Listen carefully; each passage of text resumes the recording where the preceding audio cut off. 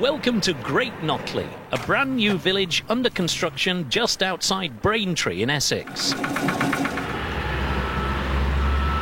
In these programmes, we're going behind the scenes of a major building site to show you how it works and to meet the people involved with it. Today, we start in one of the older areas of the village, where a family are in the middle of one of life's major traumas. In fact, you could say they're gluttons for punishment.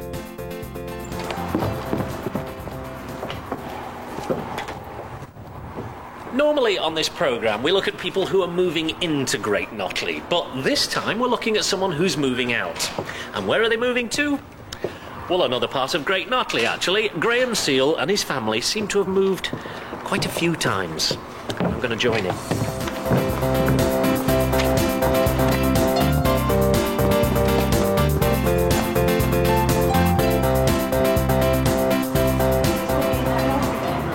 The Seals moved to Great Notley several years ago from a nearby estate of almost new houses.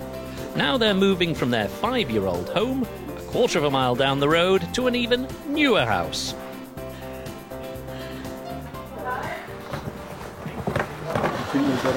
Should we put them down here? Okay. All right. You know, most people would think of this as a new house. I know you've been here for about 5 years, haven't you? But it's new to... I mean, that would be new to me. How come your wife still went looking for another new house? Well, as I say, we've got 4 children. The house is getting smaller, although this is an excellent house, and I wouldn't have thought about moving in the first place. I have to go with the flow, and she was on the lookout for a new house.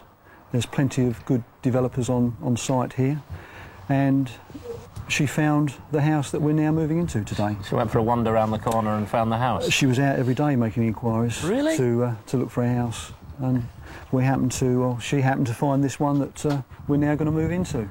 Right, well, I think we'll probably leave you to it with the pros, and we'll see you later on in your new house. OK, thanks very much. Have a stress-free day. I'll try. Cheers, thank you. As Graham and the removal men finish packing up, I'm going to take a 5-minute drive across the village to the Stow area. Here, despite appalling weather and a sea of mud, the bricklayers have pushed ahead, and it's time to put on the roofs.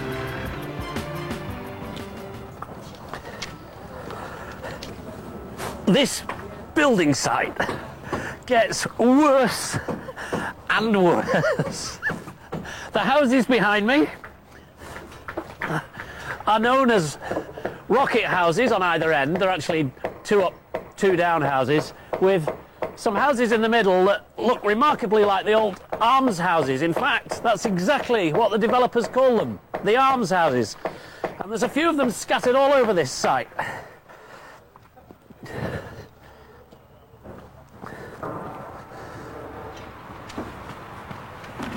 Now, they may not be very big houses, but they do have big roofs, and that's exactly what we've come to look at today, or to be more specific, the finer points of roof construction. I mean, do you know what purlins are?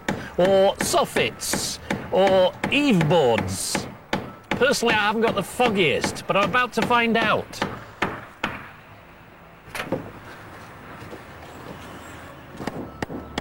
Jonathan Farrance is a carpenter. Last time we met him, he was putting the roof trusses in place. Now he's adding the finishing touches. Tell me, Jonathan, what a purlin is. I've just been talking about them. I've no idea. Right, on your roof. A purlin is a piece of timber midway in the length of a rafter. What, like this one? Yeah, like this here. Get up. Oh, there's a big drop down there. So like this one here? Yeah. That's normally placed midway in the length of the rafter to stop it from sagging. Like this piece here. This is actually the piece of timber it's supporting, because that's a loose rafter and that's stopping the sag of that rafter. These are truss rafters, they don't need it. What, because they're doubled up like that? Well, yeah, and they've got all these strengthening struts in, but these infill ones just need something to take the whip out of them. So we put that piece of timber in to support them. Jonathan explained that there are two ways of building a roof. Individually tailored, so-called hand-cut roofs, which are usually for one-off buildings, and mass-produced truss roofs, where the trusses are prefabricated and simply dropped into place. Most of the roofs in Great Knockley are of this second kind. They save money and time. And what goes along here? Fascia board along here, at that height there, with a groove in. So that would run right the way along the front? Yeah, that goes right the way along the building. Yep. With a groove in it. Yep.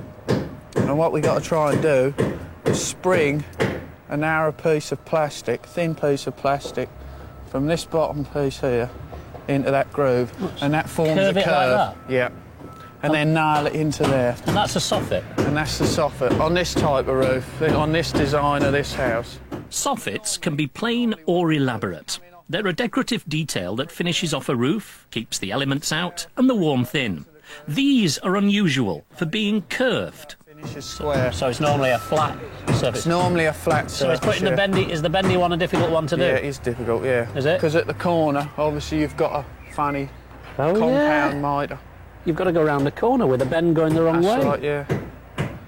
And that's difficult to get it to fit.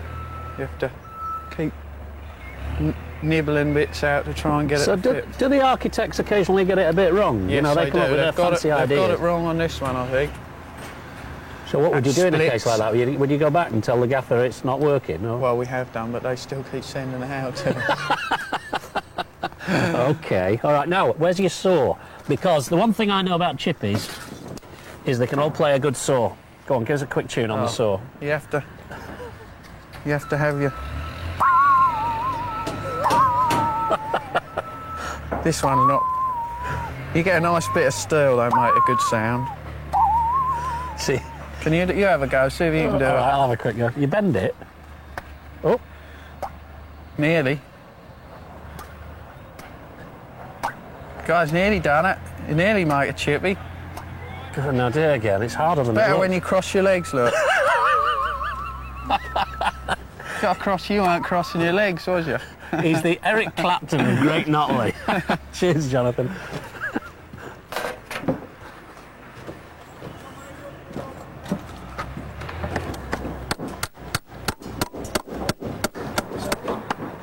Ever learning? This would be a purlin if this was a hand-cut roof, but it isn't. It's a manufactured roof, so it's come as a sort of kit, and it takes the weight of these beams here and stops them from moving about. And then you've got a fascia board down here, which will go on the front of there. And your soffit is this. This is actually what Jonathan was talking about, which somehow he's got to bend to go... Well, it's going to go from that board and bend up to go into the the fascia board there, which is not going to be easy because this stuff really doesn't want to bend. And that's what he's complaining about. So it'll be something like that. I think he's probably got his work cut out. There you go.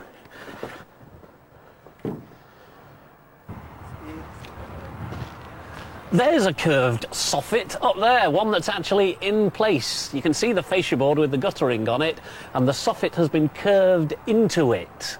You know, in a couple of 100 years' time, they'll say, how on earth did they ever get a curved soffit in Great Knockley? And at this very moment, Jonathan hasn't got the foggiest. Up there, you've got a normal soffit. It's a flat board running along the side of that house. I wonder which one will last the longest. Maybe these will become all the rage.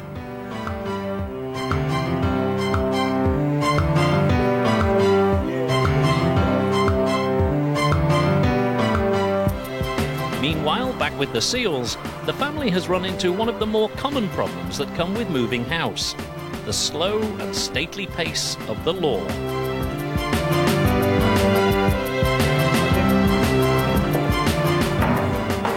Quick update on the Seals move. We're a couple of hours on, well, about 3 hours on since we last saw you. You've loaded everything into the van. The lads have gone off. They're having lunch somewhere. Yes, as I said, lucky them. The new people are here, their removals van is here, but you're still in the house. What's going on? We're in the hands of our solicitors. Are you? Everybody else's solicitors and building societies and banks. Before the funds are transferred, we can't move. So, come rain, wind or shine, we're here. We're homeless. You've got the new people here, though, haven't Yes, you? we have, yeah. So you're just standing around waiting for a phone to ring? We are. Both of us are standing around for a phone call and hopefully have some good news. But that's standard, isn't it? I mean, that's normal. It always happens like this, doesn't it? It is normal, I think, Yeah. from the removal men's experiences. They've been there and they've done it lots of times. And they've been giving us some good advice, actually. Have they? And probably 3 o'clock, hopefully. All right, 3 well, o'clock. we'll hang around and we'll see you in your new house later. Thanks very much. Cheers, Graham. Cheers.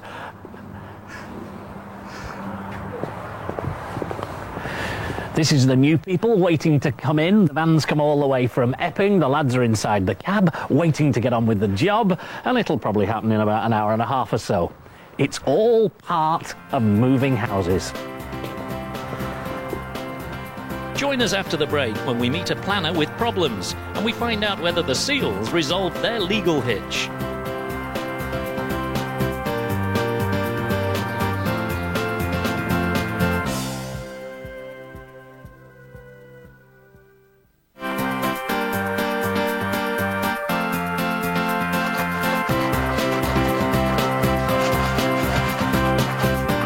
Welcome back to Great Knockley, where I've come to an area of the village where they're building a group of large family houses.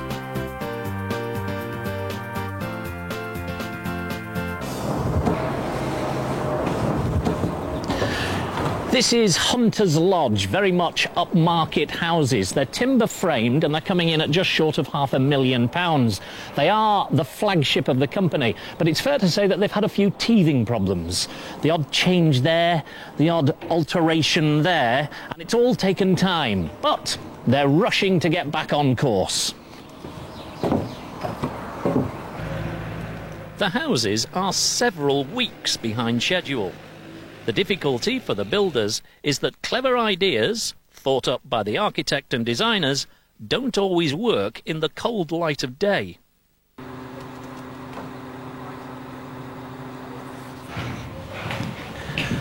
David De Vries is an associate director of the company whose responsibilities are for design and for planning, and this is very much his baby, isn't it? The wooden timber-framed house? Yes, it is. It's been a project that I've been working very closely with. A lot of new designs on this development and a lot of new ideas as well. Now, I know you've had a few problems because you've been sort of designing as you go, which is a nice way to approach things. What's the fireplace? Because I know that you've been looking at that and concerned about that. Yes, we, on another development, got a similar style house, different character externally, but we looked at a particular brick to do it in, which we felt was important because of the area that the fireplace is in, and the brick that I chose, and also put it to a lot of other people that we felt was appropriate. Unfortunately, when it was built, didn't quite achieve the effect we wanted. So what I decided to do on this development, because of its character, was change the brick. What was the other brick like? It was still a stock brick, old looking, and had the red in it. But unfortunately, when it was put up in mass, it didn't achieve the sort of the richness of the red and also the warmth that you get with the darker reds. Because this is going to be a family room, isn't it? So you wanted a warm brick like this, yeah? That's correct. And this one works for you? You like this one? Yes. I like this one. I think this one looks good as well. All right, let's move on. This obsession with detail hasn't involved major changes, but it has caused a hiccup in the building programme. Another room that's been causing concern is the ensuite bathroom in the master bedroom. So what are you looking at in here, David?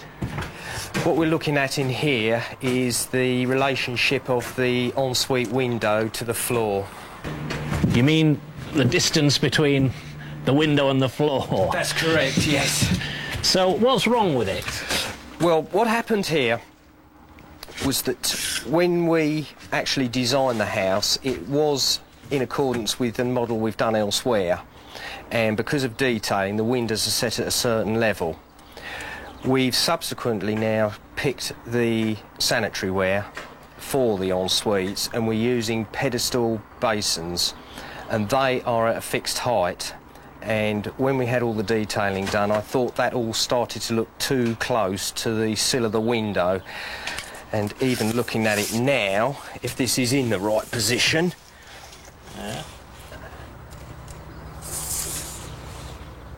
that is still looking too short as well.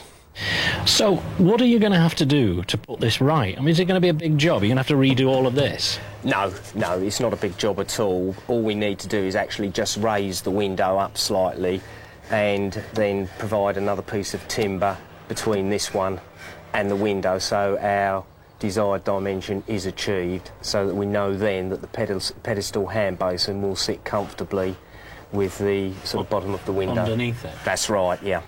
Yeah, the last thing we want is to have that higher than the sill. That will be a bad detail. Got to get it right. So I guess really this is all a bit inevitable, isn't it? I mean, if you've got something absolutely brand new that you're trying out, there are bound to be problems like that. It is, because in the past your sort of mind is always trained on what we currently do, and when you change the things, you sort of don't always home in on what potential problems there might be or difficulties. It's only when you start to sort of move the thing a bit forward a bit more that you then hit the problem. We luckily, as I say, did catch this one and have made adjustments on other houses. It's just that I'm not sure whether the adjustment's been done on this one yet. OK. Another one. Let's go on. Where are we going to next? In fact, there is one more to do with that window as well. Really? We're not happy with the obscure glazing. But what's wrong with that? I mean, I can't see anything wrong with this at all. We just feel that that is not an appropriate pattern for this type of house. What are you looking at? I mean, do they differ that much? Yes. We have a glass range of about 15 to 20 different types, and unfortunately, one that was supposed to go in here, they discontinued. This one got put in its place by the manufacturer, and now having seen it, it's just not acceptable to us, and there are far better quality ranges that we can get. Right. And that's what we're looking to do. Let's have a look further around the house. Each change is tiny in itself, but delays in the construction programme can cost thousands of pounds a week. Here's my giant-sized wellies. Now, what about the outside of the house?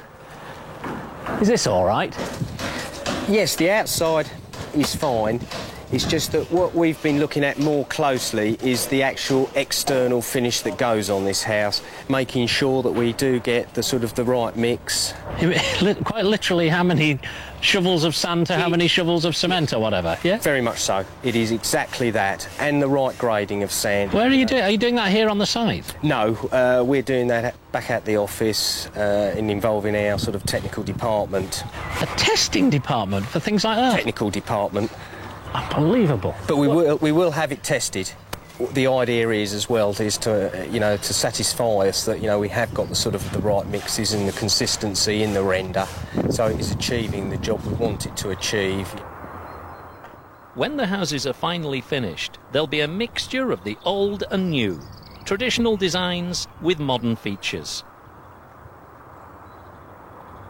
Do the builders hate you coming round here? Because every time you come here, you change something. No, don't have a problem with that at all. They all call me David, so they do say other things, of course, but we get on great. Obviously, you are developing. It has been well behind schedule. Is it now all picking up? Is it getting back to schedule? Yes, yeah. We haven't got a problem now because a lot of these things have now been resolved and sorted out. Has it been worth it? It has, because everyone has appreciated the situation. New products, quality housing, and we want to make sure we get it right.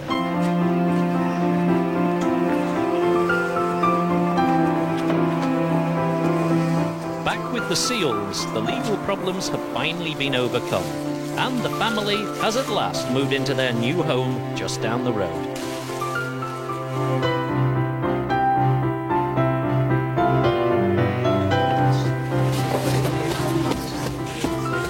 Oh, hello, Tim. Thanks very much. Hey, I Don't know carried what- it out of the last house and I've carried it into the new house. I don't know what I'd do without your help. Thanks very much. Now, Cheers. You've moved all of about 10 yards. How does it feel? I'm absolutely knackered. Tired. Well, I could say that as well. You could, yeah. But it's gone well. Very well, with the help of these lads. They've done all a good the job, haven't they? removal men and everybody else. Are you happy to be in? Very happy. Can I have All the stress is now diminishing. It's easing. You can sense a beer around It the is, corner, can't absolutely. you? Can you show me around? Certainly, Quickly, certainly. we'll put that I'll down. put this down first. Okay, yeah.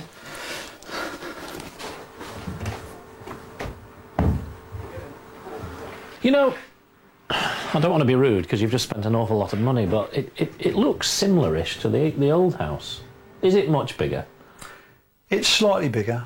There's more room in the kitchen and breakfast bar. There's more that we can do with the rear garden if we need to extend or put a conservatory on. There's a little bit more we can do with this, with a larger family. You've got more rooms upstairs? There's more room upstairs, the same number of bedrooms, 4. And there's a double garage. We only had a single garage before. Right. So, you know, all in all, we've got a better house, I think. Can I be dead nosy and look upstairs? Of course you can. Thank you. Yeah. Carry on. These work, don't they? Hopefully they do. You get all your lovely frocks in there, Graham. Absolutely, yeah. Yeah. I've actually branched off into something else, but we won't talk about that. Oh, right, okay. This bedroom is that's my 11-year-old. That's nice. She's going to be well pleased with this because she's got a bedroom of her own. There's That a folds desk, out as a well. study. That's So a bed. mates can stay and a in it. chair. Yeah, absolutely. brilliant. Like an overnight. They can, Got an yeah. overnight party done. That's good. Well, that's super. Congratulations. Thanks very much. Thank you. Terrific. That. And with your record, you'll be here for at least about 18 months. If that long. But it is a nice house, It is a lovely regardless of how long we stay. house. Yeah. Have a nice drink tonight. Okay, enjoy. Relax, and well done. Thanks very much. I'll see you Cheers. around. Cheers. Thank mate. you. Thanks, chaps. You've done all the hard work. Yeah.